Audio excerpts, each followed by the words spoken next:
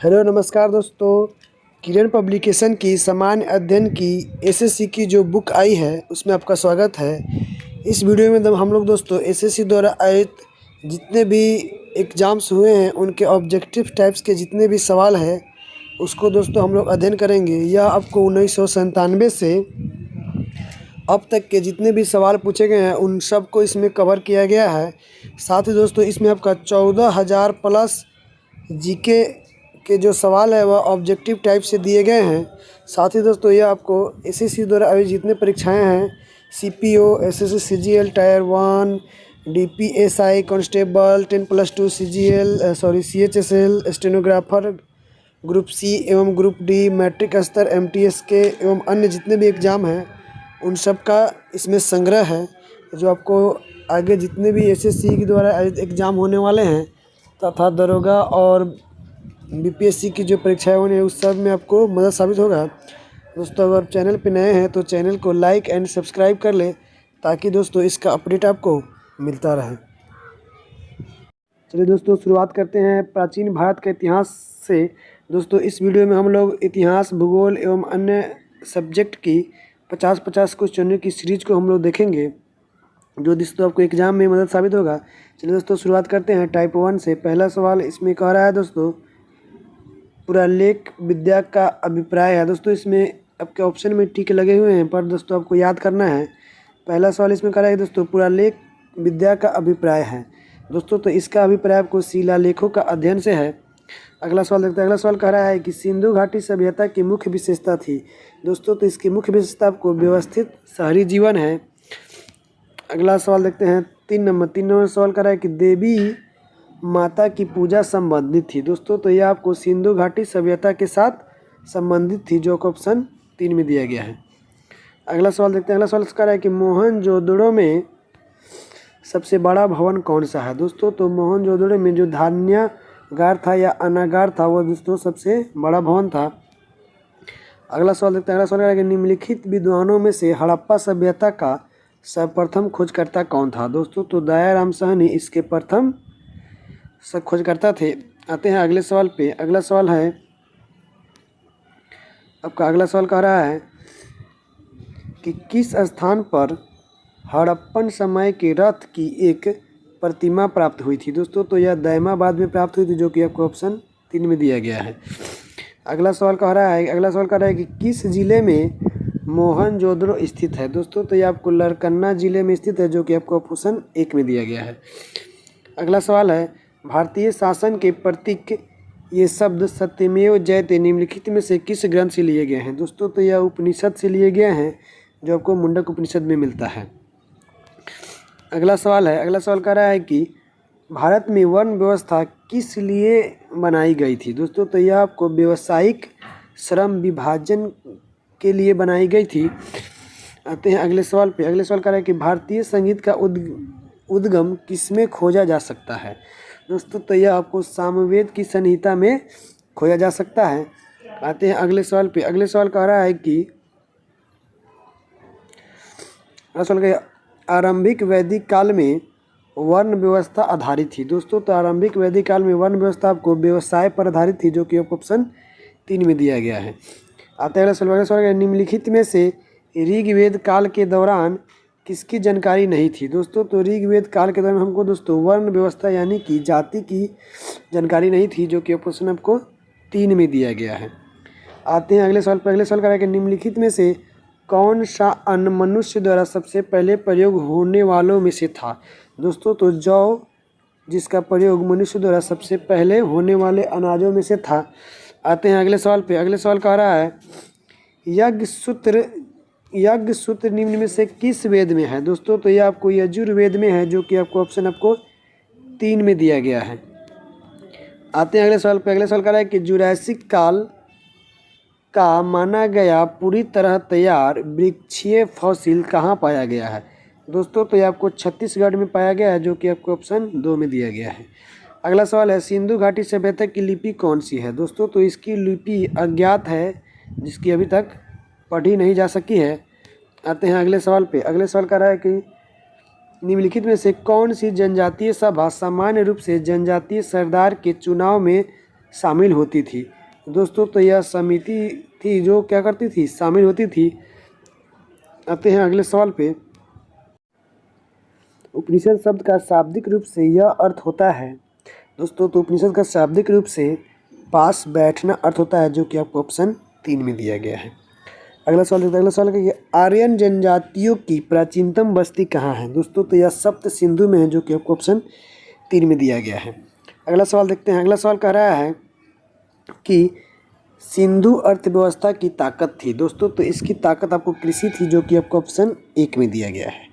अगला सवाल देखते हैं। अगला सवाल कह रहा है कि महाभारत का प्रारंभिक नाम क्या था दोस्तों, तो महाभारत का प्रारंभिक नाम आपको जय संहिता था, जो कि आपको ऑप्शन 2 में दिया गया है। अगला सवाल कह रहा है कि सिंधु घाटी सभ्यता में कालीबंगा निम्नलिखित में से किसके लिए प्रसिद्ध है दोस्तों, तो कालीबंगा आपको मिट्टी के पात्र के लिए प्रसिद्ध थे, जो कि आपको ऑप्शन 4 में दिया गया है।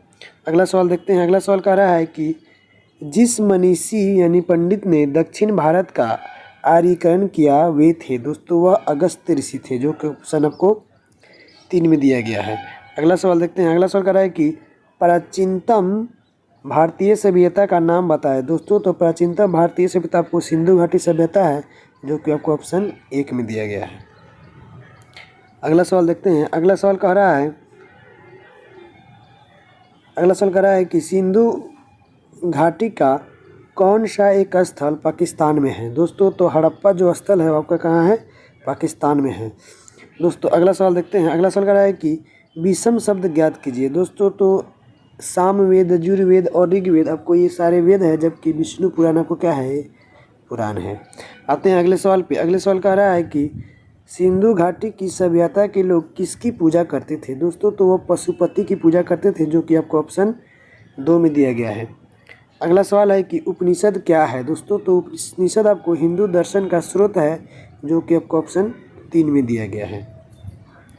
अगला सवाल है निम्नलिखित को मेल कीजिए दोस्तों, तो इसका आंसर देख लेते हैं। निम्नलिखित को मेल करना है। पहला है मोहनजोदड़ो दोस्तों, तो मोहनजोदड़ो आपका हो जाएगा ग्रेट बाथ, यानी कि मोहनजोदड़ो में जो भी सबसे बड़े स्नानागार थे वह है। उसके बाद है कालीबंगन दोस्तों, तो हड़प्पा है दोस्तों, तो हड़प्पा का दोस्तों आपका स्टैचू ऑफ प्रिस्ट है, जो कि आपको ऑप्शन 1 में दिया गया है। अगला सवाल है कालीबंगन का दोस्तों आपका हल के चिन्ह मिले हैं, जो कि 3 नंबर से मैच कर रहा है। अगला है लोथल दोस्तों एक बंदरगाह था, यानी कि पतन, जो आपको 2 नंबर से मिला। इस तरह से दोस्तों आपका एक ऑप्शन 1 सही है। अगला सवाल देखते हैं। अगला सवाल क्या है कि निम्नलिखित में से किस वेद में जादू, चमत्कार तथा मंत्र दिए गए हैं दोस्तों, तो यह आपको अथर्ववेद में दिए गए हैं, जो कि आपको ऑप्शन 4 में दिया गया है। अगला सवाल देखते हैं। अगला सवाल है कौन सा वेद धार्मिक अनुष्ठानों से संबंध रखता है दोस्तों, तो यजुर्वेद आपको धार्मिक अनुष्ठानों से संबंध रखता है। अगला सवाल है सिंधु घाटी सभ्यता में धौलावीरा निम्नलिखित में से किसके लिए प्रसिद्ध है दोस्तों, तो यह जल संरक्षण के लिए प्रसिद्ध है, जो कि आपको ऑप्शन 3 में दिया गया है। अगला सवाल देख लेते हैं। अगला सवाल कह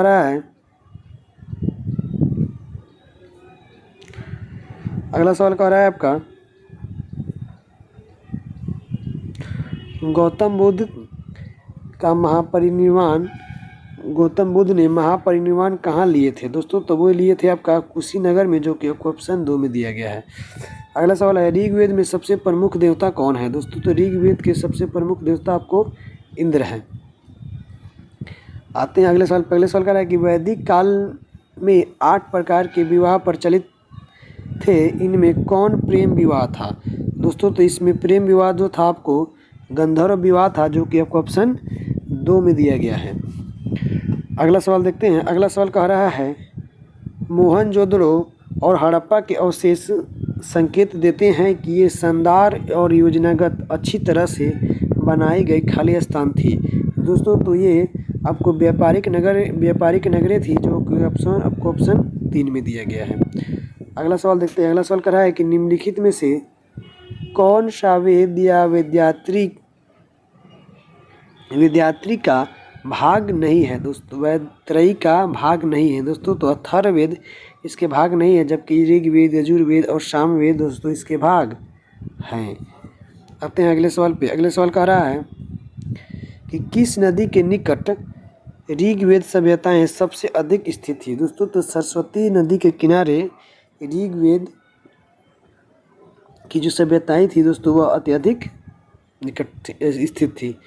आते हैं अगले सवाल पर। अगले सवाल कह रहा है कि हड़प्पा स्थल मांडा किस नदी के किनारे स्थित थे। दोस्तों तो यह चिनाब नदी के किनारे स्थित है, जो कि आपको ऑप्शन 1 में दिया गया है। आते हैं अगले सवाल पे। अगले सवाल का रहा है कि ऋग्वेद का कौन सा मंडल पूर्णतः सोम को समर्पित है। दोस्तों तो 9वां मंडल जो है, 9वां मंडल वो आपको सोम को समर्पित है, जो कि आपको ऑप्शन 3 में दिया गया है। अगला सवाल कह रहा है कि निम्नलिखित में से किस हड़प्पा केंद्र के बारे में माना जाता है कि मेसोपोटामिया के साथ सीधा उनका समुद्र व्यापार था। दोस्तों तो यह लोथल का था, जो कि आपको ऑप्शन 2 में दिया गया है। आते हैं अगले सवाल पे। अगला सवाल है निम्नलिखित में से किस हड़प्पा कालीन स्थल से हल का टेराकोटा प्राप्त हुआ है। दोस्तों तो यह बनवाली से प्राप्त हुआ है, जो कि आपको ऑप्शन 2 में दिया गया है। अगला सवाल है कि हड़प्पा किस नदी के किनारे पर स्थित है। दोस्तों तो हड़प्पा आपको रावी नदी के किनारे पर स्थित है, जो कि आपको ऑप्शन 2 में दिया गया है। अगला सवाल देखते हैं। अगला सवाल कह रहा है कि कांचे की नर्तकी की मूर्ति निम्नलिखित में से किस सभ्यता में पाई गई है। दोस्तों तो यह आपको सिंधु घाटी सभ्यता में पाई गई, जो कि आपको ऑप्शन 2 में दिया गया था। आते हैं अगले सवाल पे। अगला सवाल कह रहा है कि सत्तुघई यानी कि सिंधु घाटी सभ्यता किस देश में है। दोस्तों तो यह आपको अफगानिस्तान में है, जो कि आपको ऑप्शन 3 में दिया गया है। अगला सवाल है कि मोहनजोदड़ो का स्थानीय नाम खाली स्थान था। दोस्तों तो मोहनजोदड़ो का स्थानीय नाम आपको मृतकों का टीला था, जो कि आपको ऑप्शन 3 में दिया गया है। अगला सवाल है कि निम्नलिखित में से कौन सी धातु हड़प्पन सभ्यता में नहीं पाई गई थी। दोस्तों तो ये लोहा जो थी जो हड़प्पन सभ्यता में नहीं पाई गई थी। अगला सवाल है निम्नलिखित में से कौन सा वेद प्राचीनतम है। दोस्तों तो ऋग्वेद सबसे प्राचीनतम वेद है, जो कि आपको ऑप्शन 2 में दिया गया है। अगला सवाल देखते हैं। अगला सवाल है भीमबेटका खाली स्थान के लिए प्रसिद्ध है। दोस्तों तो यह गुफा शैल चित्र के लिए प्रसिद्ध है, जो कि आपको ऑप्शन 3 में दिया गया। अंतिम सवाल देखते हैं। अंतिम सवाल कह रहा है कि निम्नलिखित में से किस हड़प्पा कालीन स्थल से